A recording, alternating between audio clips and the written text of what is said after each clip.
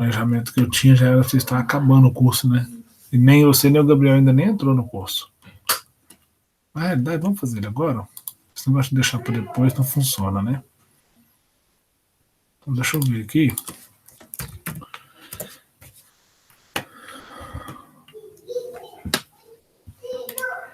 O que é o seu problema, Jéssica? Por que você não está conseguindo entrar? O que você... Ué, não apareceu, não foi assim, não. Apareceu outra coisa. Não apareceu o quê? Não apareceu isso aí, apareceu outra coisa. Não, mas ele aparece para você, igual que tá aqui a tela da academia, né? Deixa eu só. Tá lento hoje. Né? Porque eu não tava clicando, tá só passando mouse. Ele aparece para você o convite para você fazer o seu cadastro, né? Então, quando você faz o convite, clicou aqui, já deve cair na tela, deve cair numa tela diferente, mas uma tela com a Cisco aqui em cima, né? Vou fazer diferente, eu vou te mandar um link agora, por WhatsApp mesmo.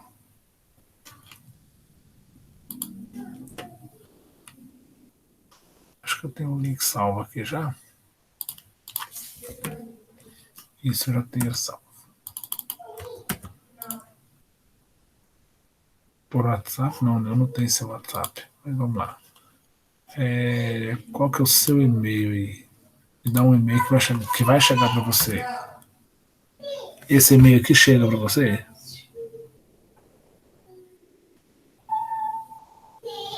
Qual que é esse aí? Jéssica.12.stephanie com TH e Y no final, @hotmail.com. Não, no outro chega. Qual que é? Só letra aí. Jéssica com Y. Como? Jéssica com Y. No lugar do Y, coloca o Y. Jéssica. Ponto 1. Ponto 1. Ponto Stephanie. Ponto Stephanie com H com TH, né? E Y no final, né? Certo. @gmail. Gmail.com. Link para inscrição.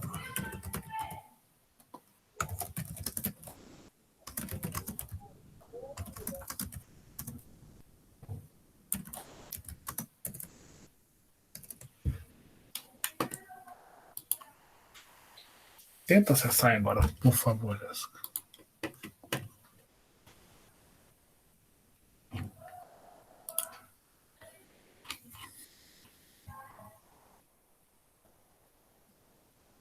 Porque o Gabriel também pediu para cadastrar um outro dele, e o dele também, nenhum dos dois ele acessou até hoje, né?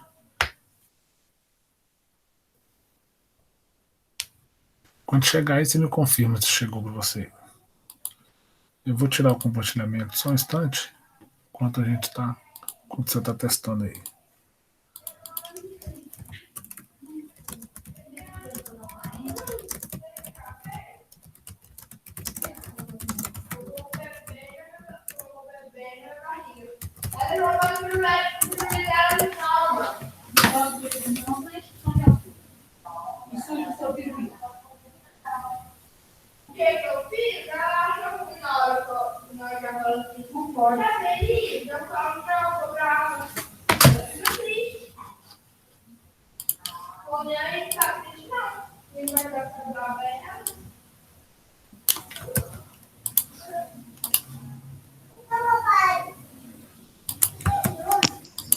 Chegou aqui. Tenta acessar o curso aí, por favor, para a gente poder ter certeza que já entrou.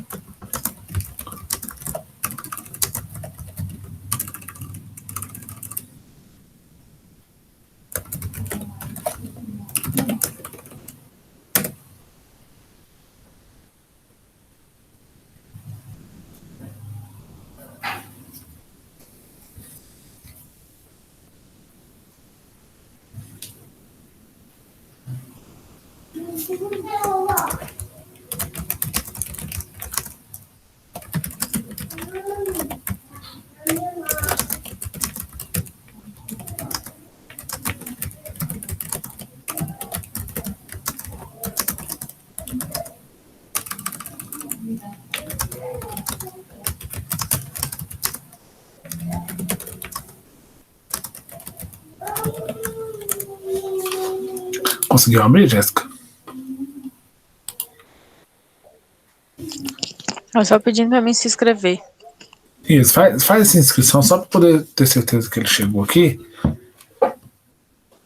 Porque aí, como você tem mais contato com o Gabriel aí, se porventura ele não tiver. Você pode até, se você conseguir, porque o contato que eu tenho por ele por e-mail, mas não tá chegando no e-mail, você pode até mandar esse link para ele. O link é de auto-inscrição, entendeu? Então, qualquer pessoa que tiver o link pode fazer o curso. Inclusive, esse mesmo curso eu vou abrir ele para o IF inteiro agora. Mas aí vamos aguardar você fazer aí.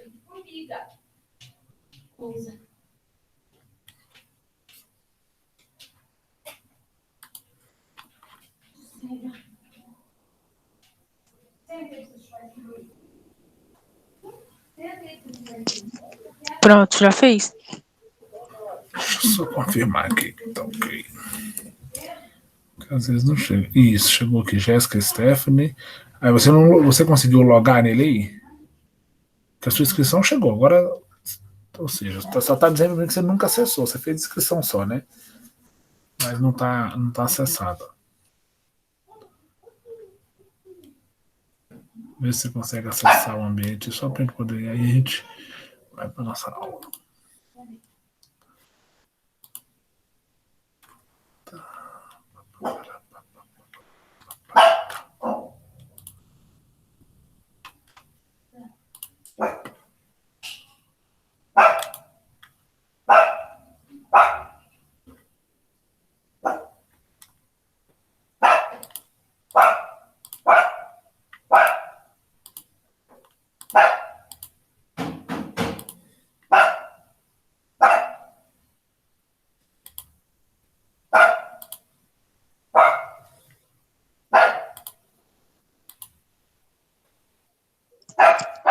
Aí o e-mail é o meu?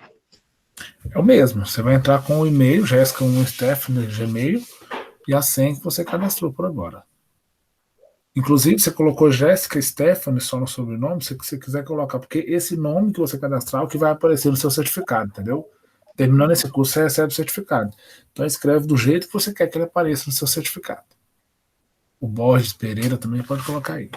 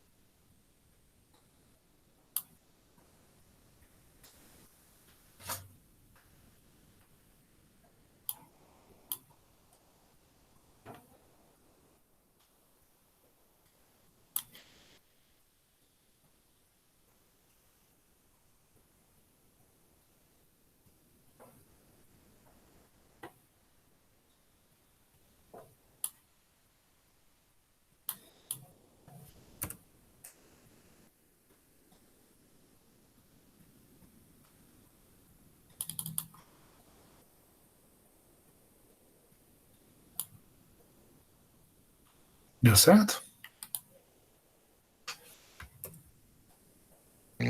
Peraí, só um minuto.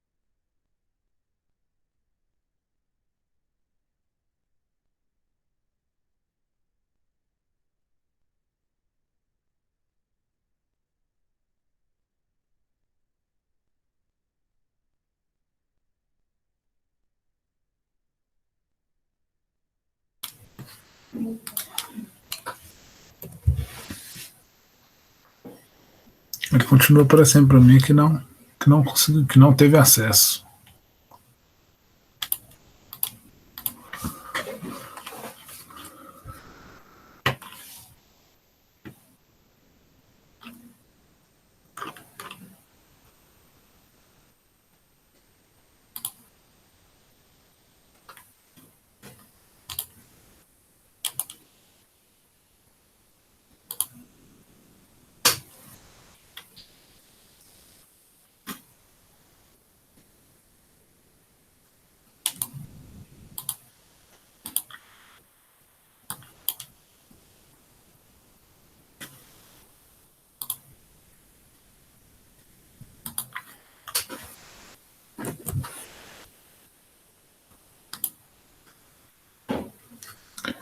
Tá dando certo, não, Jéssica?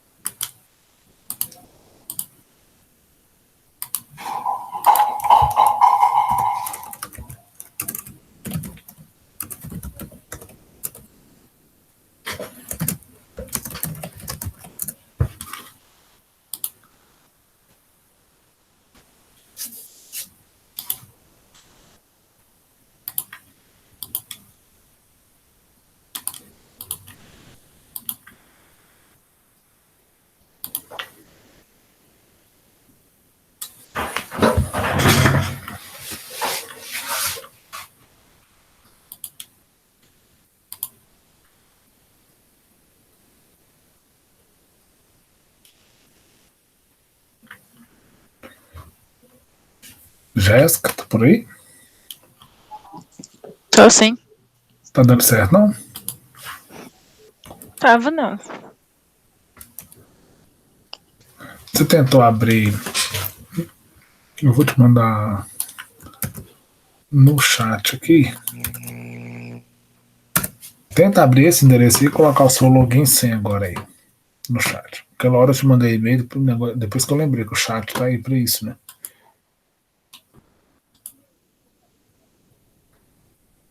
Inclusive eu vou colocar o link no chat que o Gabriel pega aí.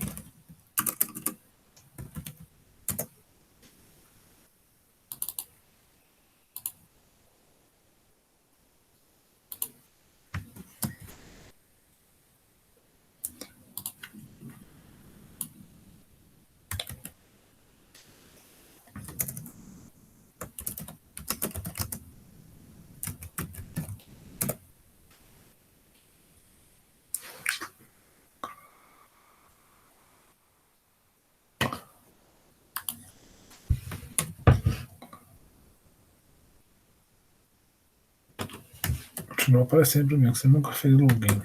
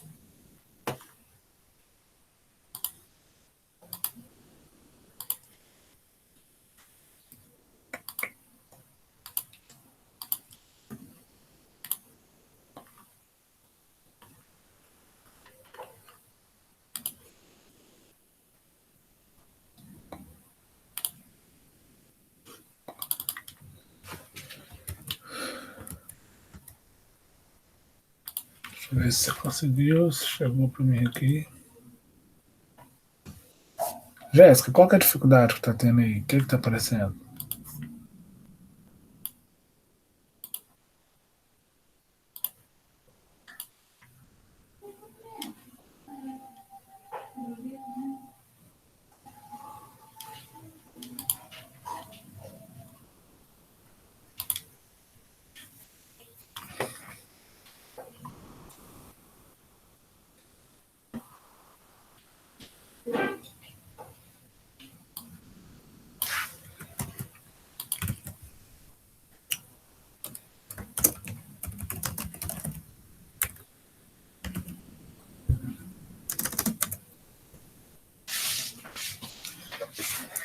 Você consegue compartilhar sua tela comigo para eu poder ver e te ajudar?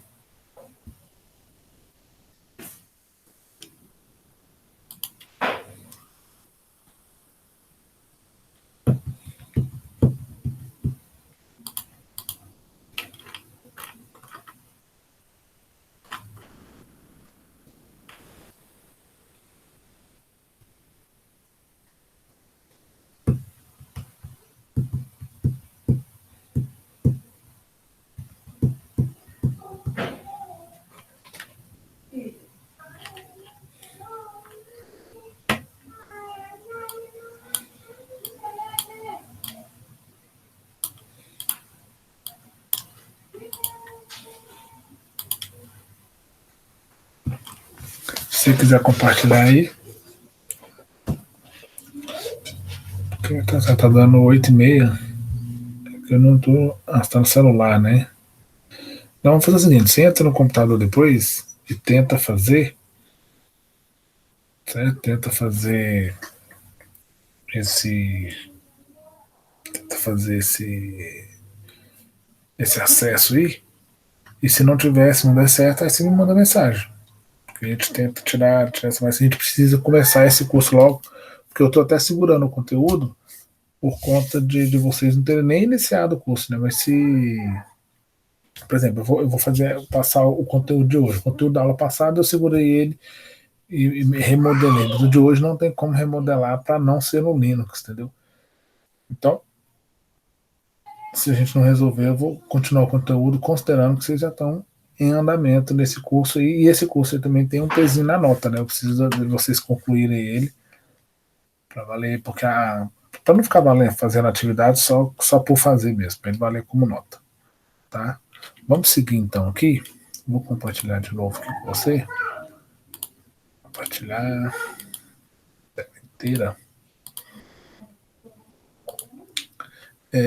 Vou ser bem breve nessa aula aqui de hoje, porque ela é um pouco delicada, vai demandar tempo para vocês executar de leitura aí também. E no final dela aqui, ó, se eu não estou enganado, quer ver? Vou até mostrar onde está. A maior parte do material está relacionado a um tutorialzinho que eu criei aqui no final. E não, aqui, ó, do slide 13 até o 32 é um tutorial, né? Um passo a passo. Que na hora que a gente chegar nos dois últimos módulos, eu vou passar um trabalho para vocês, onde vocês vão ter que desenvolver essas tarefas aqui. Então, mais da metade do material é esse slide. Eu vou deixar ela menor um pouquinho. E se você tiver, deixa ele menor, se tiver alguma dúvida, alguma coisa, você me manda por voz aí pra gente poder. Esse meu microfone. Você tá me ouvindo bem, né? Tô. Tá, que aí você me manda por voz, porque eu, como eu te falei, eu não tô com chat na tela. Tô em um computador só. Tá? Vamos lá, o DNS, você já deve ter ouvido falar desse nome, né? Esse DNS é famoso.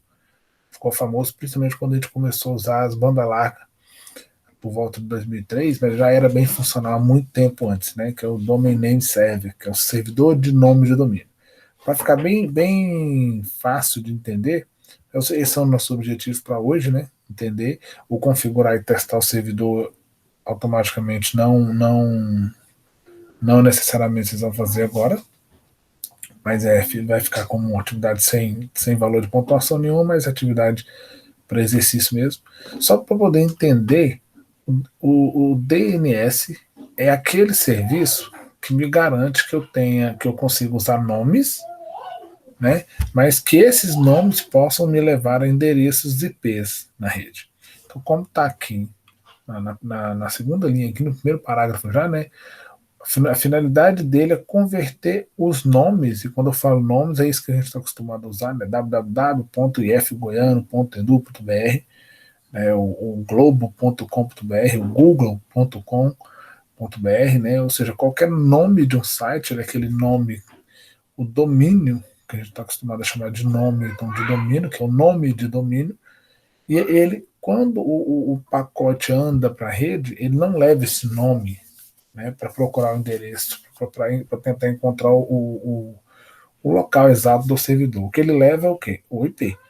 Então, antes dele sair em busca do computador de destino, seja um servidor, seja um computador local, ele precisa fazer a conversão. Então, seria como se eu tivesse uma mensagem para mandar para a Jéssica. Aí eu boto lá Jéssica, Stephanie, eu esqueci seu sobrenome, né? Mas eu coloco Jéssica, Stephanie, tal. E aí existe um mecanismo que é responsável por me informar qual é o endereço IP da Jéssica, Stephanie e o seu nome completo. Ou seja, existe uma atrelação, né? Existe uma forma de atrelar esse nome a um endereço, e existe também um mecanismo que faz com que qualquer pessoa que queira encontrar o dispositivo por nome consiga encontrar, porque esse servidor tem essa informação. Então, esse é o papel do DNS, fazer essa conversão. Né? E é importante salientar que ele faz a resolução invertida também. Ou seja, o processo inverso também é verdadeiro. Se eu dou um IP, ele consegue me dizer qual é o nome ou quais são os nomes, porque futuramente a gente vai entender que existe a possibilidade de eu ter mais de um nome no mesmo computador. O que eu não posso ter é um nome sem endereço IP. Tá? Então, o que acontece? No Linux, a gente tem, aí por isso que eu falei, venho falando tanto da questão, porque servidores, 98% dos servidores do mundo hoje são Linux, né? E os grandes servidores do mundo rodam Linux. Então, assim, por isso a gente usa a plataforma. Mas no Linux existem duas formas, né? Da gente resolver o nome. Eu vou te mostrar uma delas aqui na prática, a outra a gente vai mostrar mais subjetiva. Esse arquivo que ele está mostrando aqui, ó, ele é uma tabelinha. É uma tabelinha em formato Linux, mas é uma tabelinha. Se você pensar que o DNS é uma coisa inovadora, em algum momento ele começou a funcionar, mas antes dele, como as coisas funcionavam? Vamos pensar naquela rede de computadores de 1940, a ARPANET, no meio da guerra. E você pensa nessa rede, naquela época não existia ainda o DNS. Como se resolvia? Para que os usuários da rede não precisassem colocar os endereços toda vez que ele tinha que mandar, eles bolaram um mecanismo de nomes. Mas esse mecanismo era interno ao computador. Então todos os computadores tinham que ter a tabela de nomes. Certo? Seria como se aquele exemplo que eu dei da jessicasteffany.com.br, ao invés de eu ter isso na rede, em algum local da rede, seja na rede local ou na rede mundial, todos os computadores deveriam ter essa informação neles. E ainda acontece isso hoje. Vou te mostrar aqui na prática uma possibilidade. Ó.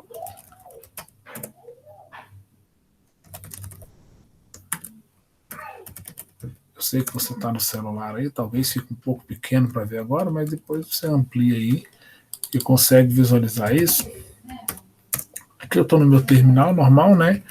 Deixa eu ir lá no arquivo para ficar fácil. O arquivo que a gente vai ter ser hosts, né? Hosts de convidados. Então, esse hosts é o arquivo que a gente vai usar para poder fazer a conversão, tá? Observe comigo, ó, eu vou lá nano, eu estou abrindo o arquivo, né? etc hosts.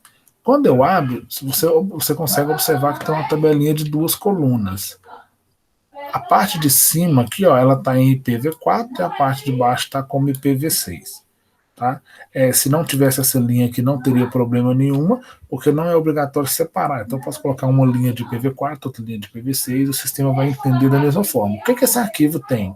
Ele tem um banco de dados. Daqui, eu tenho um IP, certo? E daqui eu tenho o nome que ele responde. Eu vou abrir outra janela para ficar nítido aqui. Eu vou colocar essa janelinha aqui do lado, não era para fazer isso, né? Eu vou colocar ela aqui do... Meu Deus. Então eu coloco ela aqui do lado. Uma está sobrepondo a outra. Vou pegar acesso nela. Tá. Se porventura você não compreender alguma coisa, me avisa, tá, Jéssica? Tá. Observe. Pode falar. Tá bom. Ah, tá. Ó, observe o seguinte, quando eu der um ping, e aí na aula passada eu falei do ping, mas recapitulando, o ping é um protocolo, né? Ele é um serviço, localhost, local protocolo. Ele é um serviço que a gente tem, um protocolo que a gente tem, que me permite enviar um sinal para alguém. Então eu envio um sinal para você, seria aquela velha correlação que eu sempre falo, eu te falo oi, e você me responde oi. Então, esse processo de comunicação básica é a mensagem. Mas existem momentos da comunicação que a gente não está falando nada em termos de mensagem, mas a gente precisa garantir que o outro elemento está lá do outro lado. Então, a gente precisa garantir que o dispositivo com quem eu estou conversando, que ele está lá do outro lado. Então, esses são os dispositivos ou as aplicações que funcionam sobre o protocolo ICMP.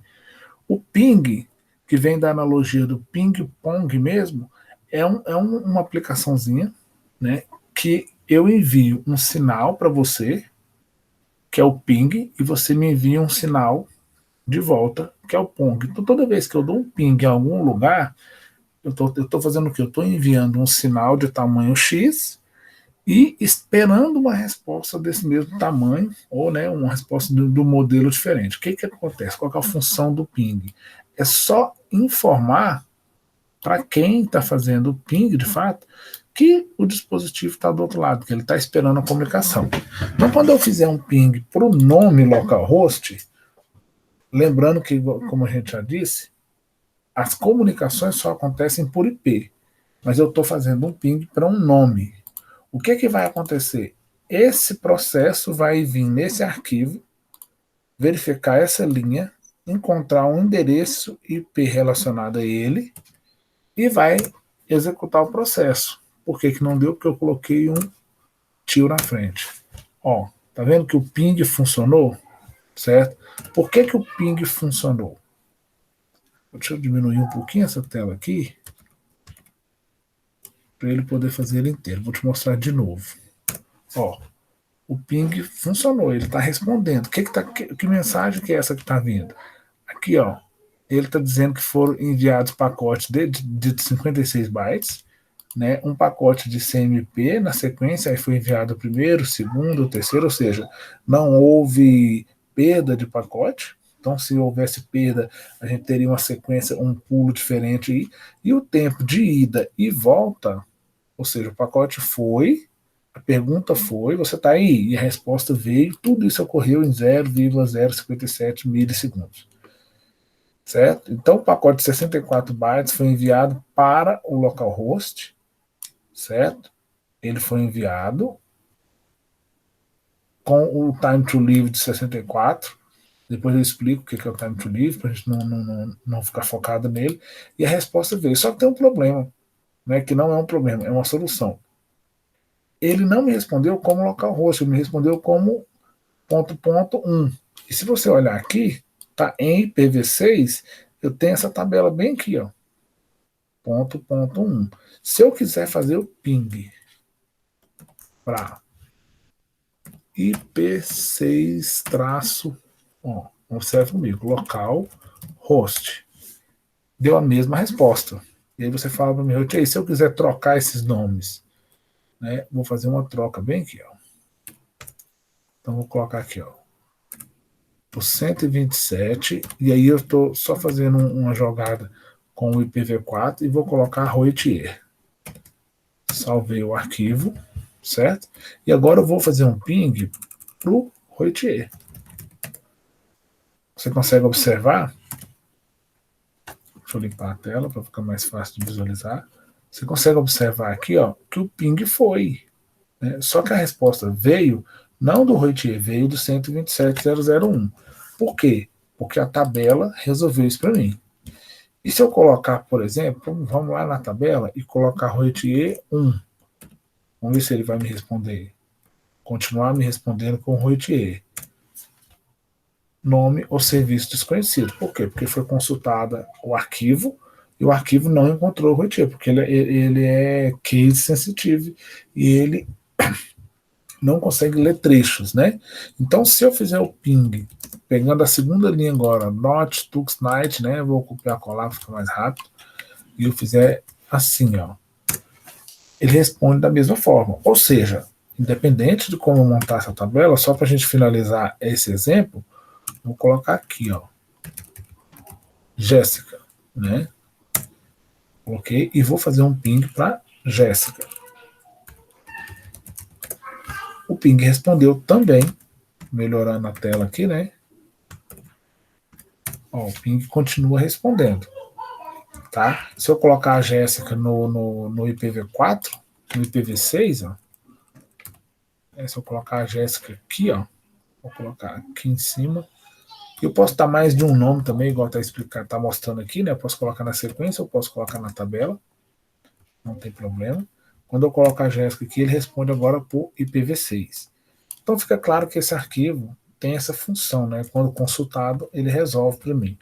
O que é a grande questão? O que eu tenho de tão importante quanto nesse arquivo? Esse arquivo faz essa função. Opa, volta.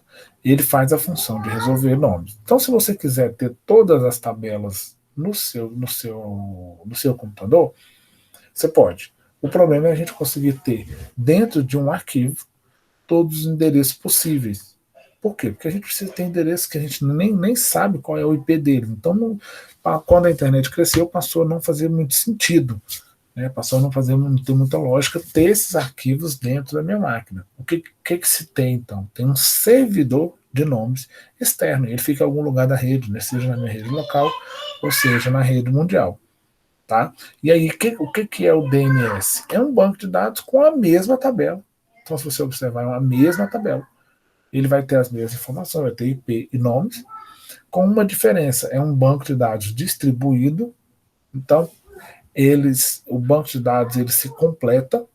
Muitas vezes, parte das informações vão estar só em um servidor e eles vão trabalhar com consulta. Às vezes, parte da informação vai estar em mais de um servidor para otimizar as consultas, mas é um banco de dados distribuído de qualquer forma.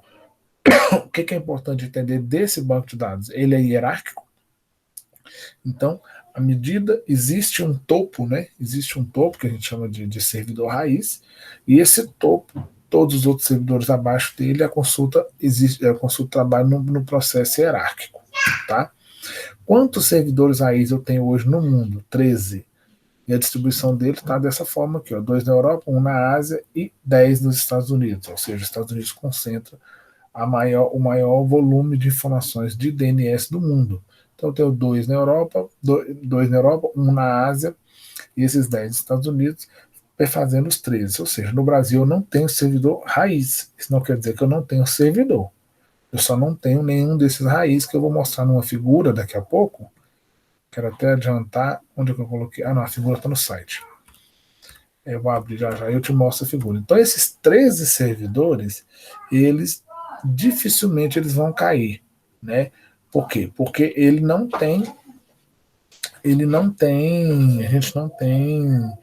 a gente não consegue imaginar a rede inteira caindo para os 13 servidores caírem. Então, se você pensar o seguinte, o máximo de possibilidades que você tem de saltos, né, entre um servidor são 12. Né? Se um servidor cai, os outros 12 continuam funcionando. Tá? Então, assim, se você não tem informação no 1, ele pergunta por 2, pergunta por 3, pergunta por 4, pergunta por 5, até chegar no 12. Tá? Então, o que é importante entender nesse processo? Esses 13 são servidores raízes. O que a gente tem, né? O que a gente tem que funciona em locais onde eu não tenho, como eu já disse, tem na Europa, na Ásia e nos Estados Unidos. Eu não tenho no Brasil, eu não tenho, mas eu posso ter, como está mencionado aqui, réplicas desses servidores. E no processo de DNS, replicar um servidor é uma coisa muito usual. Então, no Brasil, eu tenho réplicas de um desses 13 servidores, ou até mais de um, e as operadoras, né, os provedores, as operadoras de telefonia, de telecom e tudo mais, quando é interessante para elas, elas montam servidores e estabelecem um processo de troca, que garante que, quando alguém faz uma consulta, né, eu tenha a mesma informação que um dos 13 servidores tem. E essa consulta vai subindo. Então, um servidor no Brasil faz uma consulta para fora, e aí aqui agora eu consigo mostrar na figura isso aqui acontecendo. Ó. Tem o servidor raiz, eu tenho outros servidores, né? Outros servidores funcionando. Aqui no caso estou falando da hierarquia dos nomes no desenho mesmo, mas é como se eu estou aqui e preciso fazer uma pergunta, eu pergunto para esse servidor que não é o raiz, mas é uma réplica. E aí esse réplica, se ele tem informação, ele me responde, pronto, está resolvido o meu problema. Se ele não tem informação, ele consulta para o próximo, até que essa consulta suba, quantos saltos forem necessários, e em algum momento ela vai chegar no raiz. Se ela chegar no raiz e o raiz ainda assim não tiver a resposta, a consulta continua de forma horizontal agora, né, entre os 13 raízes. Por quê? Porque esses 13 raízes, provavelmente, todos eles juntos, eles têm todas as respostas da internet. Tá? Então, voltando para cá, a gente tem essa questão das réplicas esparramadas no mundo inteiro, e qualquer instituição pode estabelecer uma réplica, nem sempre é necessário estabelecer uma réplica fiel, porque um servidor raiz desse tem informações de lugares mais remotos que a gente não vai consultar nunca, Então existe um mecanismo de otimização disso para você não gastar aí 200 TB de HD para poder ter só o seu DNS funcionando. Então você guarda basicamente as informações mais importantes. Então a tarefa é muito simples, né? O cliente, quando é que eu vou precisar ter um servidor? O cliente vai pagar pelo tráfego na rede. Hoje a gente fala assim, não, eu não pago pelo tráfego, paga. Né? A diferença é que quando a gente fala de rede de provedores, esses convencionais, hoje eles não cobram por tráfego. Mas se a gente observar, os conexão de dados já cobra por tráfego. Né? Então, para um provedor de dados que trabalha como no mesmo modelo da conexão de dados, para ele funcionar bem e otimizar para os seus clientes, de certa forma é importante ele ter um servidor DNS dentro da rede dele para garantir que eu não vou gastar tantos dados, né, ou que eu não vou gastar tanto recurso consultando o nome, por exemplo, como eu falei, o nome da Jéssica.com, aí eu quero o seu site e o seu site não está na rede, aí eu vou lá pesquisar e ele está muito longe, então tem que ver replicações, e eu vou enviando pacotes, e essa conversa toda vai comunicar, vai gastar um volume de dados. Então, se eu tenho um problema de pagar por tráfego, que hoje nos planos de dados é uma coisa comum, ter um servidor DNS na minha rede é interessante, mas na minha rede local doméstica talvez não seja interessante. Então, os provedores tendo isso poderia ser interessante e gerar menos custo. Né? O cliente às vezes não tem acesso à internet. Quando isso pode acontecer? Um escritório de contabilidade, por exemplo, cria um serviço interno, não quer que os seus funcionários acessem esse serviço interno por IP. Aí ele vai lá e monta um servidor DNS local e cadastra ele por nome. Né? Cadastra ele por nome. Então, se você não tem acesso à internet, o seu destino é um host da rede local. Ou, se você quer ter a quarta opção, que é o que eu falei, que é criar um servidor DNS cache, que é uma cópia. O cache vai trabalhar de que forma? As consultas que já foram realizadas, elas ficam armazenadas no meu servidor. Então, meu servidor não vai ser uma cópia fiel de um dos 13 raízes, mas num volume de 10 pessoas conectando, se eu acessar o globo.com e o servidor precisa consultar um servidor raiz, a consulta acontece. Lá vai de 0 a 100, né? Se você precisa acessar logo depois de mim, e eu já fiz a consulta, no nosso servidor local, a gente tem a resposta já, né? Aquela tabelinha, ela vai sendo incrementada no nosso servidor DNS local. Com isso, eu não perco tempo fazendo a primeira consulta antes de ir para o Globo.com. É a tendência que todo mundo diz que, quando o pessoal diz que a segunda vez que eu abro o site, geralmente é mais rápido.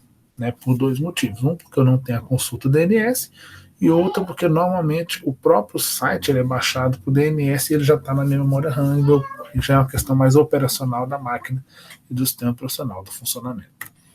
Tá? Então, como eu falei para vocês agora há pouco, ó, esse é o processo que ele faz. Né? Então, eu já mostrei essa parte aqui, ó, até cliquei aqui, esqueci. Eu já mostrei essa parte aqui, ó. Verifica se o linux.com existe no seu arquivo. Não tem lá no meu arquivo. Se eu falar e colocar linux.com no meu arquivo, vamos tirar a dúvida, né? Então, se eu vier aqui, ó, vou colocar aqui, ó. Então, deixa eu abrir de novo o terminal, ó. Então, eu vou aqui, ó, ping linux.com. Lá tem um www, né? Vamos colocar fielzinho qual tá no material, né? Infelizmente existe um servidor na internet com linux.com, mas olha que você vê que interessante. Vou colocar agora aqui, ó, www.linux.com, tá? Se você observar comigo, né, vou até ampliar a tela para vocês verem quando tiver mais oportunidade. Ó, a primeira vez que eu pinguei, ele resolveu lá fora na internet e encontrou esse endereço. Na segunda vez, depois de eu ter alterado, depois de eu ter colocado no meu arquivo, ó, eu fechei o arquivo, e depois de eu ter feito a amarração aqui, ó, quem que ele me deu como resposta? 127.001. Ou seja, temos que tomar cuidado com esse arquivo, porque pode acontecer esse problema aqui, ó. Eu coloco aqui, ó, globo.com. O globo.com E eu vou mostrar isso em um site. Né? Vou mostrar aqui, abro aqui. O Globo.com é um site comum, né, que está sendo rodado aqui. Por que ele não, ele não atrapalhou aqui? Porque o Globo.com já está no meu cache. Né, o Globo.com já está no meu cache, por isso que ele não funcionou. Eu teria que pegar um site que eu não abri. Deixa eu ver aqui, ver se eu consigo extrapolar o IFSP, São Paulo.edu.br. Esse eu acho que eu nunca abri, não. Então deixa eu ver se eu consigo fazer o caminho, né? ifsp.edu.br. Ou seja, não funcionou. O site não abriu, né? A conexão foi recusada porque ele não encontrou, ele não encontrou o proxy. Deixa eu ver se, aqui, se ele vai conseguir dar informação. Não deu, mas aí eu vou lá no arquivo, né? Vamos lá, o arquivo, e eu vou apagar essa linha para tirar essa encrenca do meu servidor. Ótimo. E vou mandar atualizar a página. Quando eu mandei atualizar a página, já encontrou, né? Parece que ficou meio lento aqui. Tá vendo que tá lento para poder baixar? Não sei se é problema na internet, mas ele já encontrou uma página do Instituto Federal de São Paulo. Ou seja, se eu colocar a informação errada naquele arquivo, provavelmente eu não vou conseguir navegar. Tá? Se ele não encontrar nesse arquivo, aí ele vai para esse outro arquivo aqui, que é o resolve.com, e pergunta para ele. E aí eu vou te mostrar quem é o resolve.com. Tá? E o resolve.com está na mesma estrutura, no ETC, resolve.conf. Esse resolve.conf já não é o servidor principal, mas ele é o servidor para quem eu vou fazer a pergunta. Como eu disse para você, não é aqui, é aqui. Como eu te disse agora há pouco, toda vez que abre que eu faço a requisição por nome, eu tenho que fazer esse processo que eu chamo de resolver. Então o nome tem que ser convertido. Toda vez que eu trabalho com o nome, ele tem que ser convertido. Primeiro eu consulto o host. Se o endereço constar dentro do host, ele resolve. Se não, ele envia para quem tiver indicado lá no resolve.conf. Que no caso, como eu mostrei, aqui é o meu servidor. Né, é o meu roteador, que ele faz o trabalho de encaminhando. Por quê? Porque um roteador, um servidor, pode ir encaminhando para os próximos. E o que é resolver? É fazer essa conversão. Né? Essa conversão eu chamo de resolver. Quando eu faço a conversão total e resolvo o processo todo, eu chamo de resolver. Então, quem faz isso é o DNS Resolver.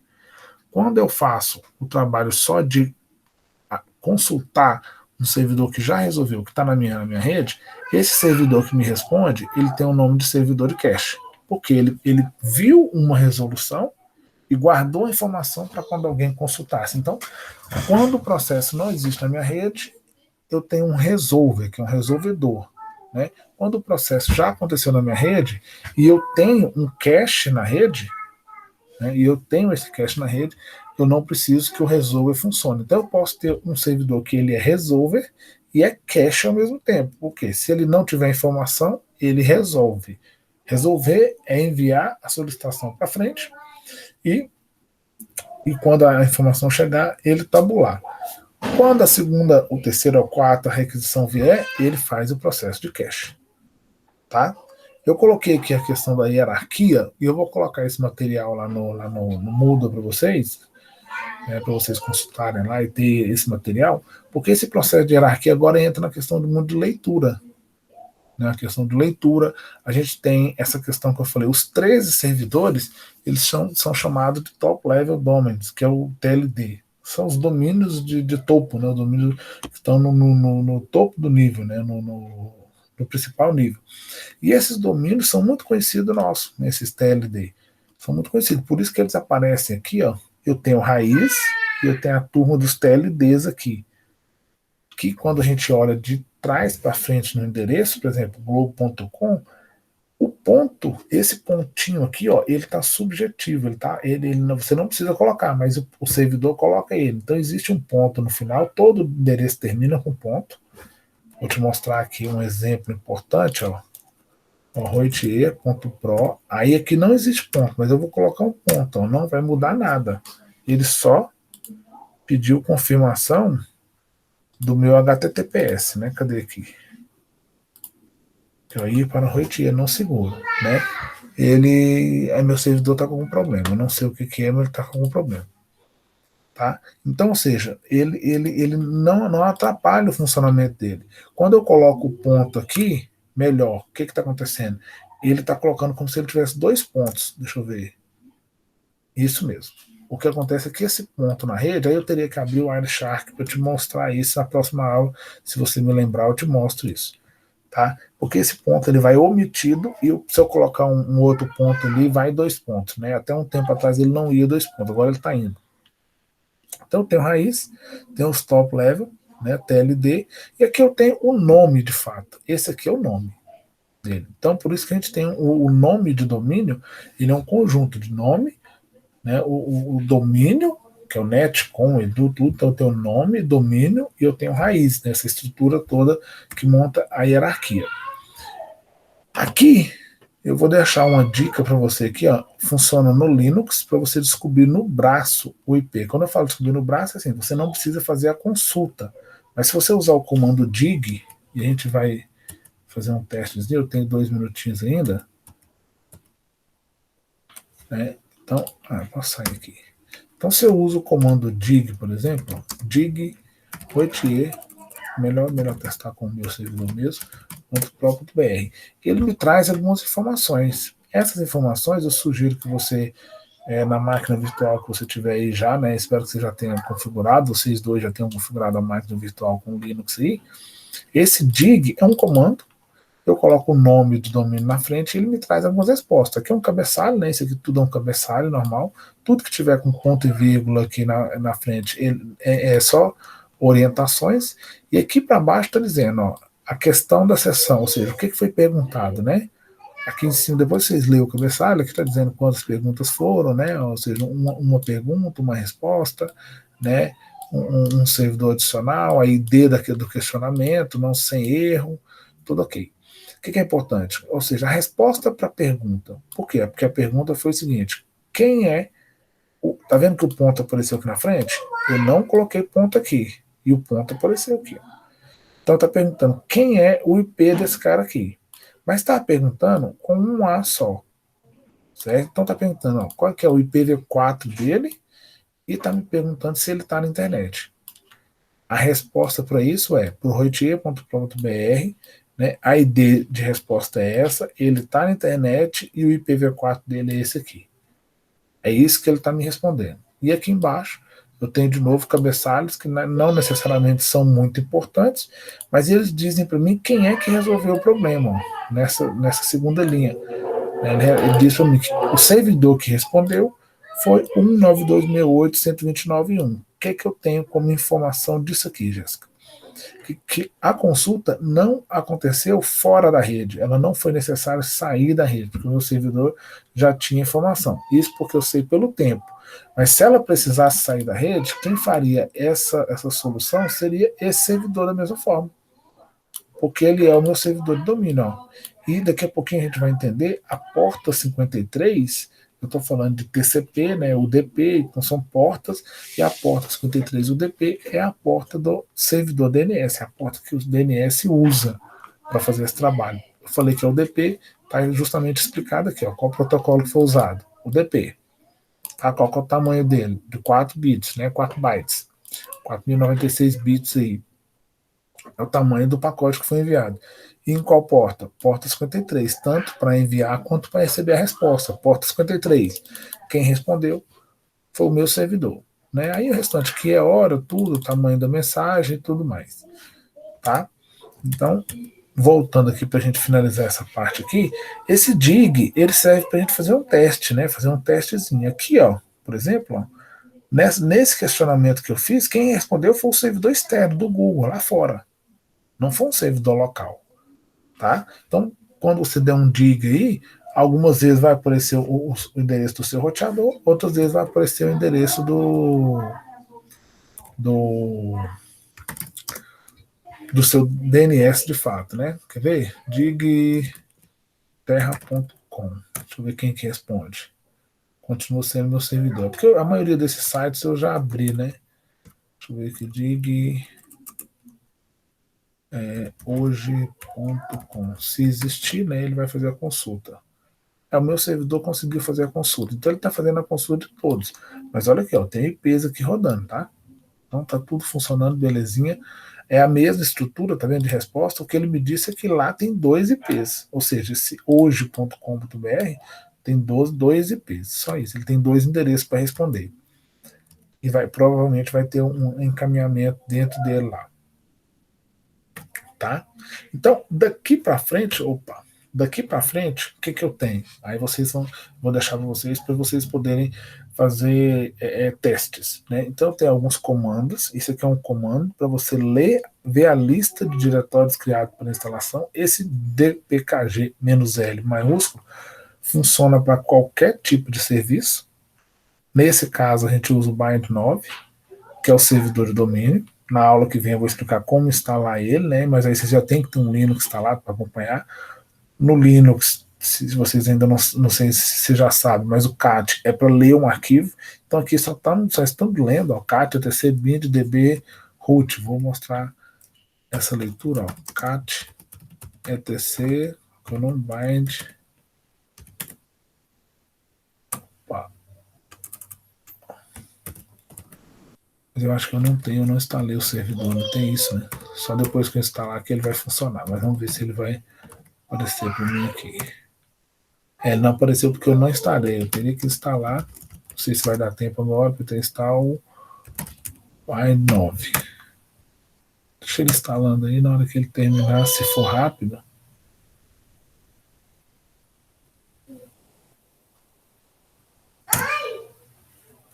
Tá. Ele deu um erro na instalação aqui.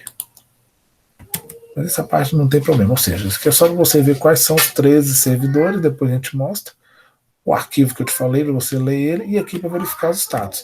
Daqui em diante, aí eu vou deixar como leitura, pra você entender os tipos de servidores, né? Vocês vão ler, vou deixar lá no site.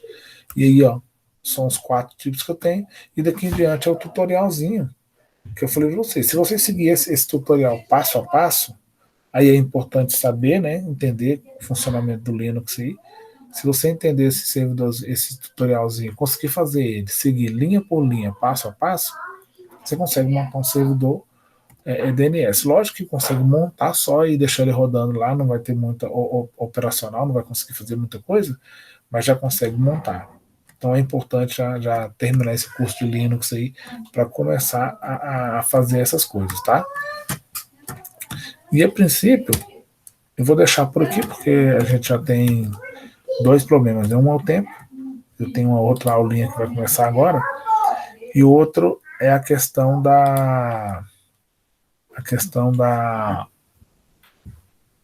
do nosso horário aqui, tá? Mas deu para entender aí, Jéssica, o funcionamento dele? Não tô te ouvindo.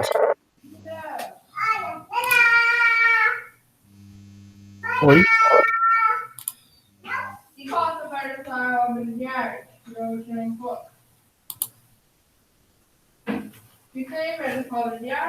Jéssica?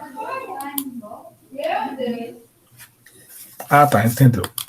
Não, então tá ok. Eu vou encerrar por aqui, que eu já tenho uma outra aula, o pessoal tá querendo, inclusive, tá querendo entrar já. E aí eu vou colocar o material lá no ambiente, deixar ele lá para você. Tem um monte de gente querendo entrar aqui já, tá? E eu vou deixar o material lá para você. E aí você foca lá no curso. Aqui continua constando que não logou, mas na hora que você pegar o computador, foca lá no curso para a gente poder dar andamento nele. Tá ok?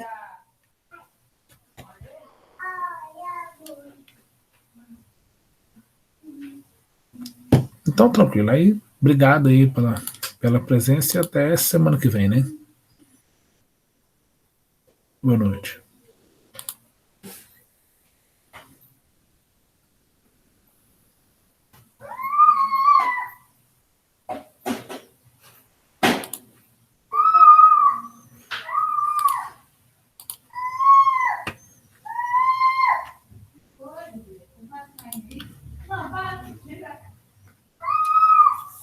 Fala, garoto.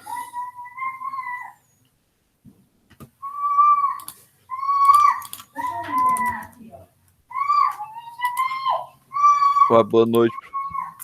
Boa noite. Deixa eu mandar o link pro Flávio aqui.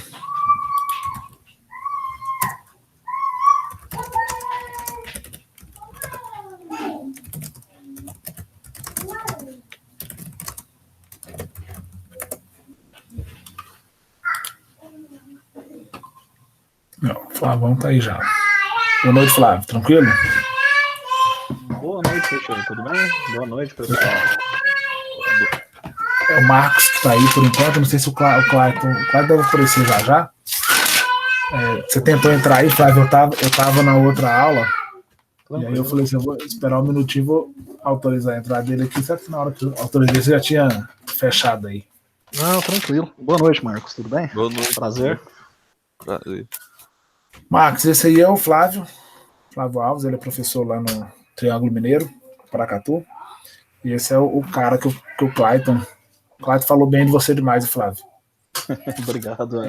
E a recíproca é verdadeira, viu? Eu falaria muito bem tanto do Clayton quanto de você, viu, Richard? Ótimos profissionais e pessoas extraordinárias.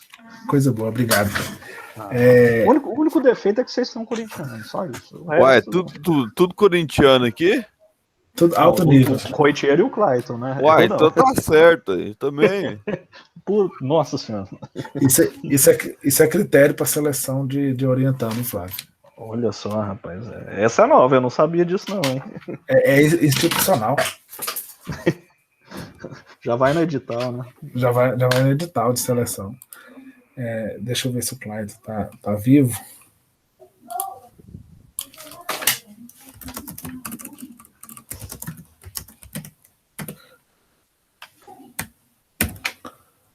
O Marcos, Flávio, o Marcos, ele tá fazendo o TCC dele. Na verdade, tá nós estamos na segunda parte ali do início, né? Definição de tema, né? Nessa parte a gente meio que travou um pouco na definição de tema, não por travar, mas porque assim, é muito vasto, né? As opções são muitas, mas ele já veio determinado a trabalhar com 5G. E aí ele tá, a princípio, a ideia central do trabalho dele é 5G, é montar uma correlação 5G e internet das coisas aí, né? E achar um caminho para isso. Ele até fez um esboço de objetivos, tudo. Eu não te mandei, porque eu falei, deixa ele falar o que tiver como ideia, como pensamento dele lá e da questão da sua pesquisa, tudo. E para a gente ver de forma aberta, né? De forma ampla, sem nenhuma possibilidade de vício. Eu falei, deixa ele falar de acordo com o pensamento dele. Mas aí a ideia que a gente teve de te pedir para poder conversar com ele também, né, de passar algumas coisas, é para a gente conhecer mais, né, sobre como está o 5G, inclusive como é que ele está na sua pesquisa aí, né, como é que está o andamento, para dar mais um apoio para ele aí nessa escrita desse trabalho, entendeu? Ok. Agora há pouco você tinha começado a falar, cortou um pouco a comunicação. Você estava falando de vício, a questão de deixar falar, um negócio assim. Não, o que eu falei assim, porque eu nem mandei, porque ele me mandou o esboço do trabalho dele na terça-feira. Aí eu não te mandei o esboço, porque eu falei assim, não, deixa o Flávio mostrar a visão dele, porque às vezes a gente pega o trabalho e depois a gente acaba direcionando a nossa fala para o objetivo do aluno, entendeu? Aí eu falei, não, deixa ele falar assim, deixa o Flávio ficar bem livre, né, sem direcionamento nenhum. Igual a gente fez isso com o Leandro, acho que há 15 dias, ou Tem uma semana. Tem uma semana, né? O Leandro é um colega, inclusive ele teve em Paracatu, no Flissol. Ele estava em Cristalina na época e agora está em Rio Verde. Ele está bem engajado com o 5G também lá, só que ele está com o 5G com ele, está numa aplicação na agropecuária, né? Tanto que eles têm um grupo chamado Seagri lá, uma empresa júnior dentro. Eu não sei se exatamente se é uma empresa, se é um projeto, mas está muito grande, tá? Eles estão com um trabalho ali implementando 5G, né, dentro dentro dos trabalhos da agricultura e da agropecuária. Lá, Rio Verde é um campus fazenda, né, muito parecido com Uberaba. Uhum. Então ele tem essa linha de trabalho lá. Mas aí você pode ficar à vontade, que a gente quer te ouvir, né? Você quer falar alguma coisa, Marcos, antes, né? Como que está seu trabalho aí, para ele poder entender? Ou você quer ir direto, Flávio? Vocês que sabem, estou à disposição de vocês, vocês que mandam. Se vocês preferirem. Então acho que você pode mandar. Provavelmente você tem alguma coisa preparada aí poder passar para ele. Então, Olha, manda brasa. Eu vou esboçar alguns diagramas aqui, inclusive vou fazer em tempo real, né? Entre aspas. Flávio, deixa eu fazer só um detalhe aqui. Eu só vou tirar a gravação, porque a gravação está continuando da aula anterior. Senão vai ficar grande. Fica à vontade. E depois eu vou ter que quebrar